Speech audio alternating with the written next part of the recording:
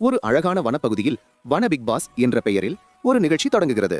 இந்த நிகழ்ச்சியை பிரபல தொகுப்பாளர் சிங்கம் ராஜர் தொகுத்து வழங்குகிறார். இந்த வீட்டில் புத்திசாலி குரங்கு, அமைதியான யானை, குறும்புக்காரன் நரி, பாடும் பறவை மற்றும் ஒரு நகைச்சுவை கரடி என பல விலங்குகள் போட்டியாளர்களாக நுழைகின்றன.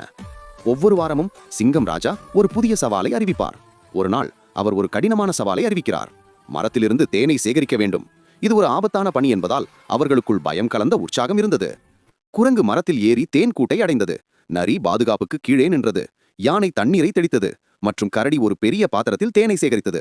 எல்லோரும் தங்கள் பலத்தை வெளிப்படுத்தி ஒத்துழைப்புடன் சவாலை வென்றனர். இறுதியாக சிங்கம் ராஜா மகிழ்ச்சியுடன் அறிவிக்கிறார், வன பிக் பாஸ் வெற்றியாளர் கரடிதான். கரடி மகிழ்ச்சியுடன் அனைவருக்கும் நன்றி கூறி தங்கள் ஒற்றுமையே உண்மையான வெற்றி என்று கூறியது.